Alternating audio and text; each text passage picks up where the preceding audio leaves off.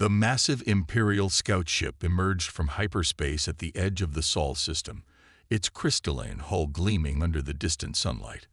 Inside the ship, Imperial Commander White stood tall, his scaled skin reflecting the soft blue glow of the ship's controls. Like thousands of times before, across countless star systems, he prepared to document another primitive species for the Empire's expansion. Another backwater system, he muttered to his crew. Let's get this over with. But something was different this time. His sensors detected unusual energy signatures, patterns that shouldn't exist in a developing civilization. The commander blinked his three eyes in confusion as data streamed across his screens. Meanwhile, on Earth's Lunar Defense Station, Admiral James Thompson was enjoying his morning coffee when the alarms began blaring. He nearly dropped his cup as he rushed to the command center, his gray uniform reflecting the red warning lights. "Report," he barked, looking at the massive screen showing the solar system. "Sir, unknown vessel detected beyond Mars orbit." Lieutenant Peters responded, her fingers flying across the holographic controls. "It's huge, bigger than anything we've ever built. And sir, it's not trying to hide." Thompson's eyes narrowed. Humanity had survived 3 world wars and countless smaller conflicts to reach the stars. They'd learned their lessons the hard way, and paranoia had become their best friend. Every human ship was designed to be stealthy. This obvious approach seemed wrong. The Imperial ship's transmission came without warning, broadcasting on all frequencies in perfect English. "Greetings, inhabitants of Sol 3. We are representatives of the Galactic Empire, bringing civilization and order to the galaxy. Prepare for peaceful integration into our society." In the UN Security Council's emergency bunker deep beneath Geneva, military leaders from around the world gathered to analyze the transmission.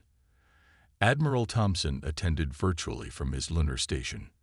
"They've done this before," General Roberts said, pointing to the analysis on the main screen. "Look at their language pattern. It's too perfect, too rehearsed. They've used this exact script on other worlds." Dr. Williams, the head of xenolinguistics, stepped forward. "We've decoded more of their transmissions. They consider themselves benevolent conquerors. Their database speaks of bringing order to chaotic primitive species." She paused, her face grim. "There are no records of any species ever refusing integration." Thompson felt a chill run down his spine. "And what happened to species that resisted?" "They don't exist anymore," Dr. Williams replied quietly. The room fell silent. Humanity had spent centuries fighting itself, developing weapons and tactics that would make ancient warriors weep. They'd created defense systems that could track a penny from orbit, ships that could vanish from all known detection methods, and AI systems that could predict battle strategies before they happened. "They think we're primitive?" Thompson said, breaking the silence. "They expect us to be amazed by their technology, to bow down in fear or awe." A small smile crossed his face. "They have no idea what they're walking into." Back on the Imperial ship, Commander White was growing increasingly confused. The humans weren't responding with the usual mix of fear and amazement. Instead, they were silent. His sensors detected massive energy movements throughout the system, but he couldn't identify their source. "Sir," his second-in-command reported, "we're detecting thousands of small objects moving in the asteroid belt, but they don't match any natural patterns." White dismissed the concern. Every new species had their quirks, but none had ever resisted the Empire's embrace. None had ever needed to be taught the true meaning of Imperial power. The humans' response, when it finally came, was brief. Admiral Thompson's voice was calm and clear across all frequencies. "To the Galactic Empire, we've studied your transmission patterns. We've analyzed your ship designs. We've decoded your database." He paused. "For your own safety, and the safety of your empire, turn back now. This is not a plea. This is not fear. This is the only warning you will receive." Commander White laughed, the sound echoing through his ship's command center. In thousands of years of Imperial expansion, No primitive species had ever dared to threaten the Empire. As White prepared his standard response to such primitive defiance, his tactical officer spoke up. "Sir, those small objects in the asteroid belt, they're moving into attack formations." The Empire was about to learn why humans had survived their own violent history. They were about to learn why Earth's most popular hobby was imagining how to fight superior alien forces. They were about to learn why you should never mistake preparation for primitiveness. And most importantly, they were about to learn why humans had warned them to run. The UN Security Council's emergency bunker hummed with nervous energy as holographic displays showed the Imperial ship's position. Admiral Thompson stood before the gathered leaders, his face illuminated by the blue glow of tactical screens. "We've decoded more of their transmissions," he announced, bringing up a series of images. "The Empire has conquered over 300 species. None survived resistance." He paused, letting that sink in. "But none of those species had our history." General Roberts stepped forward, his weathered face serious. "Our analysis shows their tactics are predictable. They've never needed to change them." He pressed a button, showing countless identical invasion patterns. "They always follow the same steps: show of force, demand surrender, limited strike, full invasion. They're not ready for us," Dr. Williams added, pulling up new data. "Their ships are powerful, yes, but they're designed to intimidate through size and show. They've never needed stealth, never needed tricks." She smiled grimly. "Never needed to fight dirty." In orbit around Mars, humanity's defense fleet waited in perfect silence. Their ships, barely larger than ancient naval destroyers, were invisible to all known detection methods. Captain Lisa Brown watched the Imperial vessel through her command screen, noting its obvious vulnerabilities. "They don't even protect their engine cores," she muttered to her bridge crew. "They've never needed to." The Imperial ship's command center was growing tense. Commander White stared at his sensors, trying to understand what he was seeing. The asteroid belt seemed alive with movement, yet his scans showed nothing but rocks. "Sir," his tactical officer reported, "we're detecting energy signatures everywhere and nowhere. They keep appearing and disappearing." White felt the first twinge of uncertainty. In all his years of service, no primitive species had ever caused his sensors to malfunction. "Send the second warning," he ordered. "Show them our ship's full size." The massive Imperial vessel transformed, its crystalline sections unfolding like a blooming flower, doubling its already impressive size. This display had never failed to terrify primitive species into submission. In the Geneva bunker, the assembled leaders watched the display with professional interest. "Fascinating," Thompson said. "Their ship design prioritizes visual intimidation over practical combat efficiency." He turned to the council. "Shall we show them our response?" The vote was unanimous. Across the solar system, humanity's defense grid activated. Thousands of automated defense platforms, hidden in the asteroid belt, powered up their engines. Stealth ships dropped their cloaking fields for just 3 seconds, long enough to be seen, long enough to show their numbers. On the Imperial ship, alarms blared. "Sir," the tactical officer's voice cracked. "We're detecting." He couldn't finish the sentence. White rushed to the screen. Where moments ago there had been empty space, now there were ships. Thousands of them. Small, sleek, and definitely not primitive. And in the asteroid belt, countless points of light showed weapons platforms coming online. The human transmission came through on all frequencies. Admiral Thompson's voice was calm, almost sympathetic. "Imperial Command, you see only a fraction of our defense force. Your database shows you've conquered peaceful species, agricultural worlds, pre-spaceflight civilizations. We are none of these things. We are humanity. We have spent our entire history preparing for this moment." Thompson's voice hardened slightly.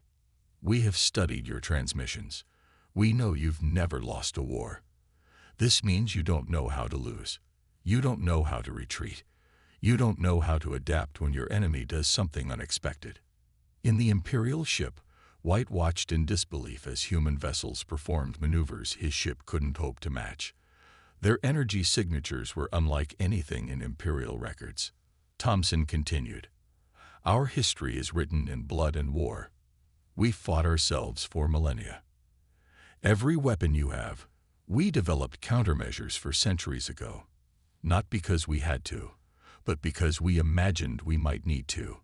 We've spent generations creating weapons specifically to fight ships like yours."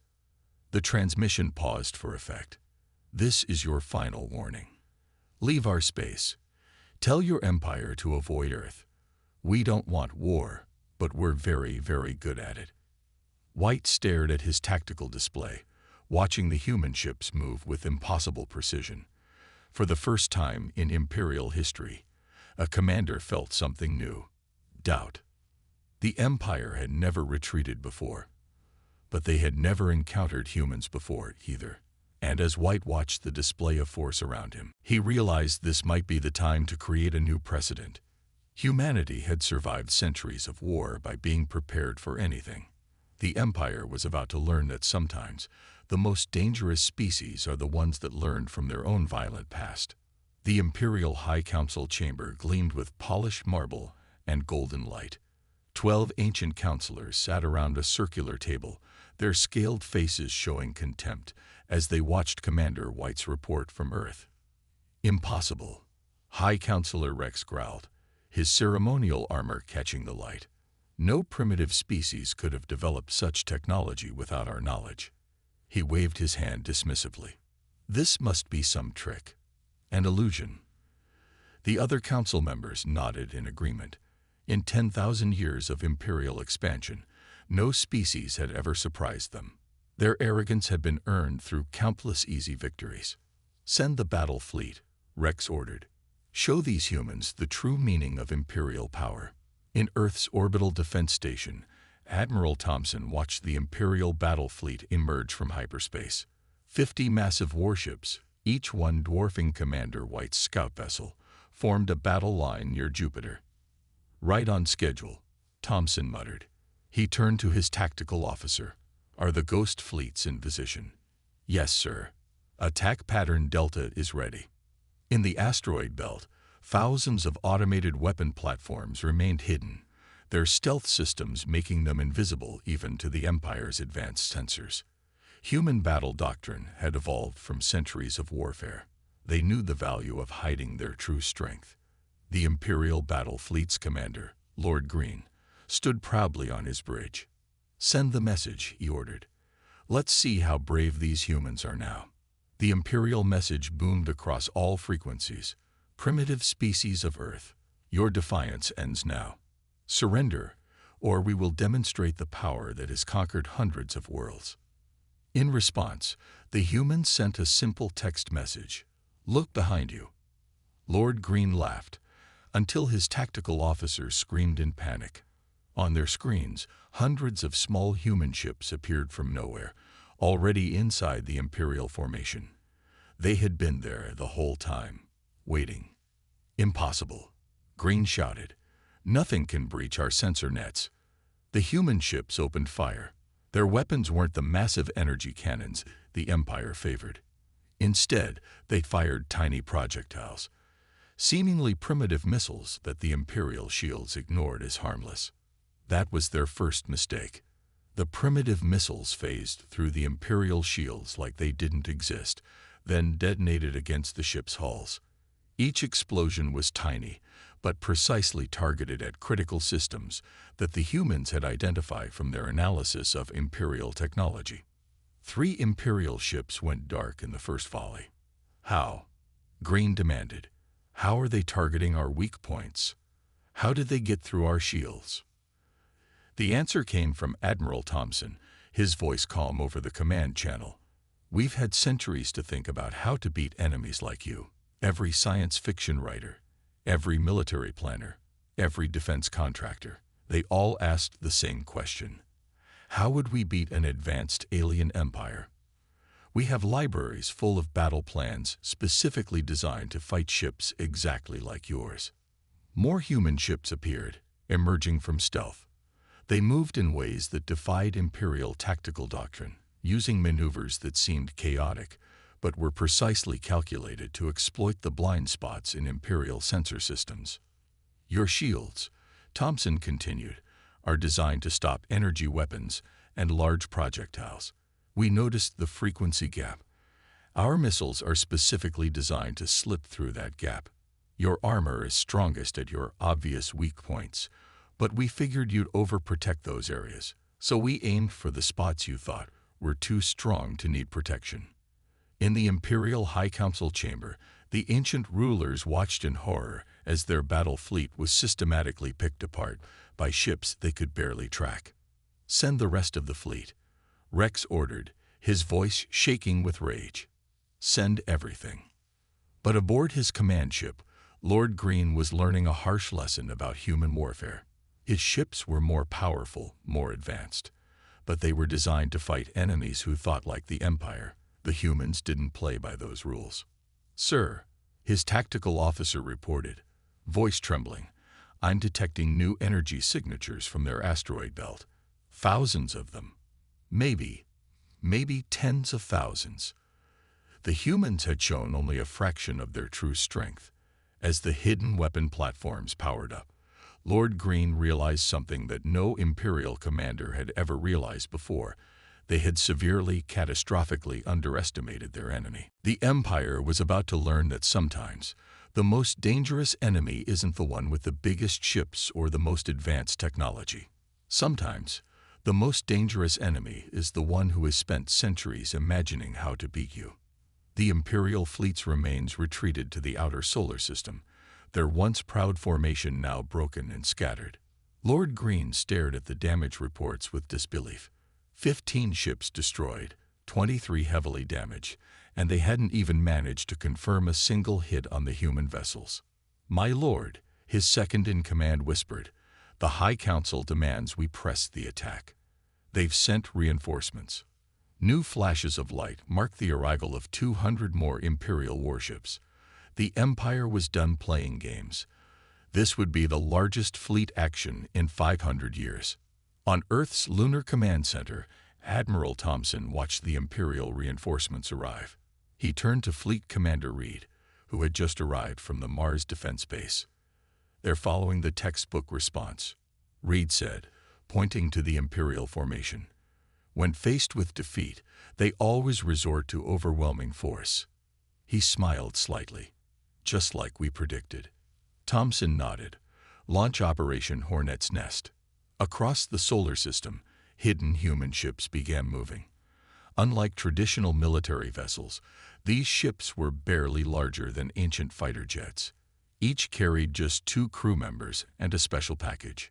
The Imperial fleet moved forward in a massive wall of ships, their weapons charging. Energy readings from their fleet were so high they distorted the sensors of their own rear guard ships. "See how they waste power just to look intimidating," Reed commented. "All those lights and energy readings, like they're trying to scare us with a light show." In space, near the Imperial fleet's position, small distortions appeared, thousands of them. The human ships dropped their stealth fields for just a moment, revealing their true numbers. Lord Green smiled viciously. "Finally, they show themselves. All ships, open fire." The Imperial fleet released a barrage that could have cracked a small moon. The space where the human ships had been turned into a sea of fire and energy. But the humans weren't there anymore. "Sir," Green's tactical officer shouted, "detection systems are failing. Some kind of interference." The small human ships had released their packages, millions of tiny drones, each broadcasting on frequencies that turned the Empire's advanced sensors into useless static. Their complex detection systems, designed to track large ships and energy weapons, were overwhelmed by the sheer number of small, simple signals. In their confusion, the Imperial ships didn't notice the real attack coming. Earth's main battle fleet dropped their stealth fields directly above the Imperial formation. Their weapons were different this time. Not the small, precise missiles from before, but something new. "You rely too much on your shields." Thompson's voice came through on all frequencies. You never considered what might happen if they were working perfectly, but defending against the wrong thing. The human ships fired. Instead of explosives or energy weapons, they launched clouds of specially engineered particles. The particles passed through the Imperial shields like they weren't there, then began their work. Imperial crew members watched in horror as their mighty ships began to corrode from the outside in. The particles were breaking down their hull material at the molecular level. Impossible, Lord Green shouted as warning lights filled his bridge. No primitive species called. We're not primitive, Thompson interrupted. We're paranoid. Every possible way to destroy a ship. We thought of it centuries ago. Every possible defense. We figured out how to break it. Not because we had to, but because we couldn't stop thinking about it. The Imperial fleet tried to retreat, but their formations had been broken by the sensor interference. Ships crashed into each other in their panic. The mighty Imperial Navy, terror of 1,000 worlds, was being taken apart by an enemy they couldn't even properly detect. In the High Council chamber, the ancient rulers watched their greatest fleet dissolve into chaos. How? High Counselor Rex demanded. How can they be doing this? The answer came from their own historical database. An analyst had finally found the pattern. Sir, every species we conquered, they spent their history building, creating, growing. But these humans, they spent their history fighting, planning, preparing. Everything they built knowing someday they might have to destroy something bigger. The Empire had never lost a war because they'd never fought an enemy who spent their entire history getting ready for one. Now they faced humanity, a species that had spent millennia practicing how to win impossible battles. A species that looked at overwhelming force and saw only interesting tactical problems to solve. The Empire was learning, far too late, why humans had warned them to run. The Imperial High Council chamber had lost its golden shine. Emergency lights cast red shadows across worried faces as reports flooded in from across their territory. High Counselor Rex read the latest update with trembling hands. Impossible, he whispered. They're not just defending. They're attacking our worlds. On 100 Imperial planets, human stealth ships appeared from nowhere. They didn't attack cities or military bases. Instead, they broadcast messages to the Empire's conquered species, showing them recordings of the Imperial fleet's defeat. Admiral Thompson stood on the bridge of Earth's new flagship, watching tactical displays of their operations across Imperial space. How are the raids going? He asked Fleet Commander Reed. Better than expected, Reed replied. The Empire never taught their subject species how to fight. They never showed weakness. Now, he gestured to a screen showing alien civilians cheering as Imperial governors fled their planets. The Empire had never faced guerrilla warfare before. They didn't know how to fight an enemy that refused to match their formations, that struck from shadows and vanished before counterattacks could begin. Lord Green, now commanding the Empire's home defense fleet, watched helplessly as human ships appeared and disappeared around their most secure worlds. Their sensors, designed to detect large warships, were useless against Earth's stealth technology. They're everywhere and nowhere, he muttered, watching another planetary governor request emergency evacuation. How do we fight an enemy we can't predict? The answer came in the form of a small human ship that appeared directly in front of his command vessel. It made no aggressive moves. It simply floated there, broadcasting video feeds of Imperial ships being destroyed, of Imperial governors running, of conquered species rising up. Your empire is based on fear, Thompson's voice came through clearly. Fear of your overwhelming power, fear of your advanced technology, fear of your absolute authority. But you never considered something important. The video feeds changed to show human history, countless wars, endless conflicts, but also countless recoveries, cities rebuilt, nations reborn, enemies becoming allies. We know fear, Thompson continued. We've lived with it for thousands of years. We've learned to fight through it, to think through it. Your other victims never had that chance. You conquered them before they could learn these lessons. But now, across Imperial space, the conquered species were learning fast. Human ships dropped cloaking technology to resistance fighters. Earth's military advisors taught guerrilla tactics to alien freedom fighters. Centuries of human military knowledge was being shared with every species that wanted to fight back. In the High Council chamber, a junior analyst rushed in with new reports. The outer colonies are in full revolt. The subject species, they're using human tactics, human weapons. High Counselor Rex slammed his fist on the table. Send in the extermination fleets. We'll do what we should have done to Earth. But the Empire's mighty fleets found themselves fighting shadows. Human ships would appear, strike critical targets, and vanish. The conquered species, learning from Earth's example, didn't try to fight massive battles. They struck supply lines, communication centers, and command posts. You taught everyone to fear your strength. Thompson's message continued, playing on every Imperial channel. So we taught them to target your weaknesses instead. You showed them overwhelming force. We showed them how to be overwhelming clever. Lord Green watched as another defensive line collapsed. His mighty ships, designed for grand battles between massive fleets, couldn't adapt to this new kind of war. The Empire had never needed to change its tactics before. Now they couldn't change fast enough. The Empire's greatest weakness, Thompson concluded, is that you never lost. You never learned how to adapt. Every species you conquered just accepted defeat, until you met us. We've lost countless battles throughout our history, but we learned from each loss. We got better, smarter, more creative. In the Imperial High Council chamber, the ancient rulers faced a truth they'd never imagined possible. Their empire, unconquered for 10,000 years, was being dismantled by a species that had turned their own history of warfare into a weapon. The humans hadn't just warned the Empire to run. They'd warned them of their own inevitable fall at the hands of a species that had mastered the art of fighting impossible wars. And now, every species in the galaxy was learning these same lessons. Fire rained through the Imperial capital's sky as the last defensive line crumbled. Not from human weapons, but from the weapons humans had taught others to build. 1,000 liberated species had joined Earth's crusade, each adding their own unique abilities to humanity's fighting style.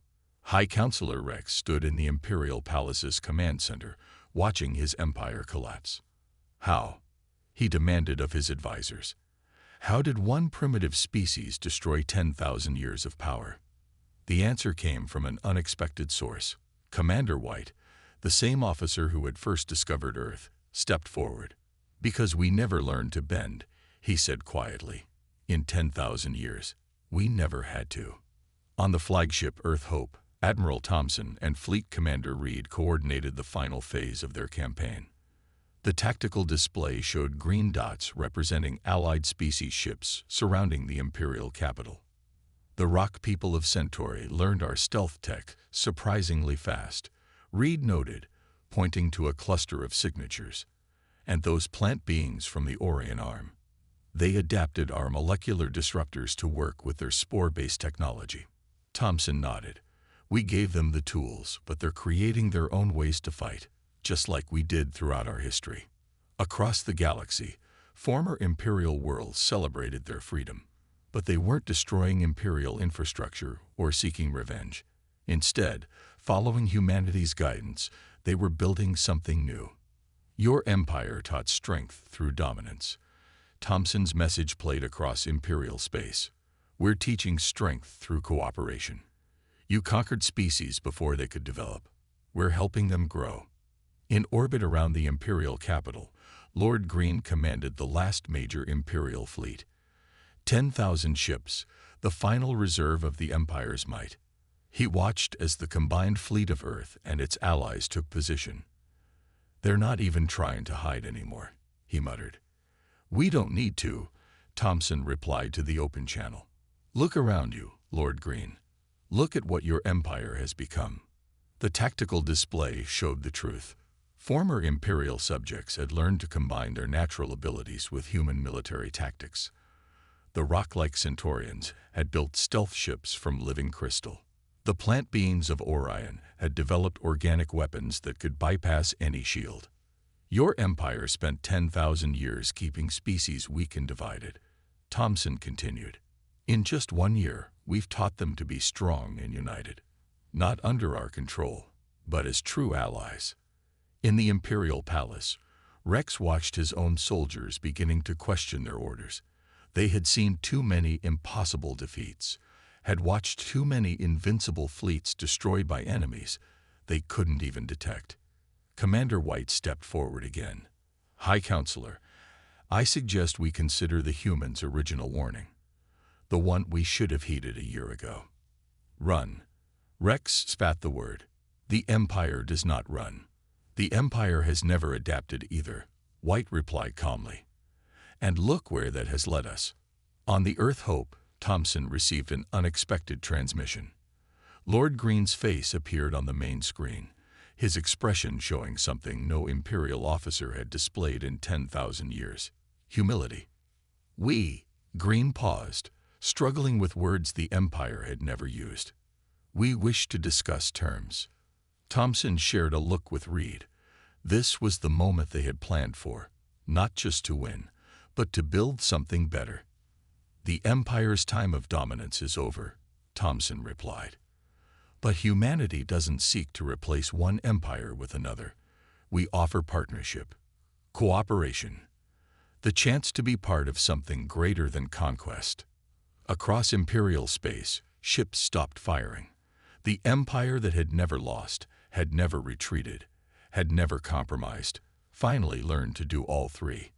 Not because they were defeated by superior forces, but because they were shown a better way. In the end, humanity's greatest victory wasn't defeating the Empire. It was teaching the galaxy that true strength comes not from domination, but from adaptation. Not from conquest, but from cooperation. The Empire had ignored humanity's warning to run. Instead, they learned why humans had become so good at fighting, not because they loved war, but because they wanted to ensure peace was always an option, even for their enemies. 5 years after the Empire's surrender, the galactic landscape had changed beyond recognition. The Great Hall of the former Imperial Palace now hosted representatives from every known species, including the former Imperial rulers themselves. But they no longer sat above others on high thrones. Instead, they sat as equals in the Galactic Council. Admiral Thomson, now serving as Earth's senior representative, watched the proceedings with quiet satisfaction. Beside him sat Commander White, who had become the reformed Empire's voice for peaceful cooperation. Did you know this would happen? White asked Thomson during a break in the session. When you first warned us to run, did humans plan all this? Thomson smiled. We planned for 1,000 different possibilities. That's what humans do. But this, he gestured to the chamber where former enemies worked together. This was the best possible outcome. The council chamber itself reflected the changes. Imperial architecture of gold and marble, now blended with elements from all member species. The Centaurians' living crystal formed new wings that caught starlight. The Orion plant beings had grown organic gardens that purified the air and provided natural healing. The latest reports are in. Fleet Commander Reed announced, joining them. The Joint Exploration Fleet has mapped another sector. 3 new species discovered, all pre-spaceflight. He paused. Under the old empire, they would have been conquered. And now? White asked, already knowing the answer. Now they'll be protected while they develop, Reed replied. We've established observation posts staffed by multiple species. When they reach space, they'll find friends waiting, not conquerors. Across the galaxy, the changes were even more dramatic. Former Imperial worlds had become centers of innovation, combining human ingenuity with their own unique abilities. The Centaurians, once forced to mine their living crystals for the Empire, now grew crystal ships that combined their natural technology with human stealth systems. In orbit above the capital, the new Galactic Defense Fleet showed how far things had come. Ships of every design and species flew together, Imperial dreadnoughts now served alongside human stealth vessels and organic ships from a dozen worlds. "We've received the education reports," a young analyst informed Thompson. "The Empire's old combat doctrine is now taught alongside human military history, as a lesson in why adaptation and cooperation matter more than pure strength." Thompson nodded. The Empire's greatest weakness had become the galaxy's greatest lesson. Every species now understood that strength came in many forms, and that refusing to change was the surest path to failure. In a quiet moment, White asked the question that had bothered him for years. "Why didn't you just destroy us?" "You could have." Thompson's answer surprised him. "Because humans learned the hardest lessons of war thousands of years ago. The most important victory isn't destroying your enemy, it's turning them into allies." The council session resumed, discussing the newest challenge: strange signals from beyond the galaxy's edge. Under the old empire, such news would have prompted military buildup and plans for conquest. Now, the discussion was different. Every species contributed their perspectives. Humans offered defensive strategies, former Imperials provided logistical expertise, Centaurians suggested diplomatic approaches, and Orion plant beings proposed peaceful first contact methods. "We're stronger together," Thompson addressed the council. "Not because we're all the same, but because we're all different. Every species brings unique strengths. Even the Empire taught us something valuable. They showed us what happens when you stop adapting." As the session ended, White watched ships from 100 worlds moving through the capital skies. "We ignored your warning to run," he said thoughtfully. "But perhaps that was for the best.